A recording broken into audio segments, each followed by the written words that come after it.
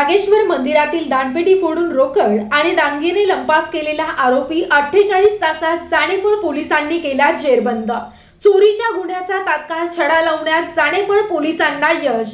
दुसऱ्या दिवशी दुधा येथील ओलांडेश्वर मंदिरातील दानपेटी फोडून प्रेयसीसोबत पळून जाण्याचा होता आरोपीचा प्लॅन, अशी दिली पोलिसात कबुली।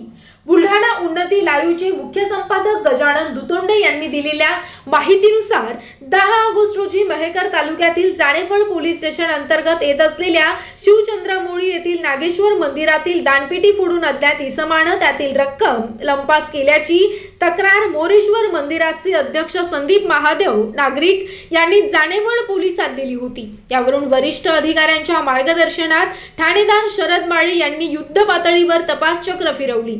घटनास्थळावरील सीसीटीव्ही कॅमेऱ्याची फुटेज बारकाईने तपासली असता आणि गुप्त माहितीच्या आधारे सावत्रा येथील भीमराव माधव गवई याला ताब्यात घेतलं। याच्यासोबत दानपेटी फोडणं कमी अल्पवयीन 2 मुलं होती। आरोपीला विचारपूस केली असता सदर गुन्ह्याची कबुली आरोपी भीमराव गवई यांनी दिली आणि त्याच्याकडून 1,984 रुपये मुद्देमाल हस्तगत करण्यात आला। त्यामध्ये गुन्ह्यात वापरलेली मोटरसायकल, 2 मोबाईल, रोख रक्कम 1,984 रुपयांच्या नोटा आणि नाणी, दानपेटीतील 1 ग्रॅम वजनाचे सोन्याचे नाग अंदाजे किंमत 15,000 रुपये, 1 ग्रॅम चांदीचे नाग असा एकूण 1,984 रुपयांचा मुद्देमाल हस्तगत करण्यात आला आहे। आरोपी भीमराव माधव गवई याला ताब्यात घेत त्याच्या विरुद्ध अपराध क्रमांक 270/2026 भारतीय न्याय संहिता कलम 303(2) अन्वये गुन्हा दाखल करून आरोपीला अटक करण्यात आली आहे। सदर गुन्ह्याचा छडा लावण्याकामी ठाणेदार शरद माळी, PSI संतोष जाधव, रायटर भागवन पाटोळे,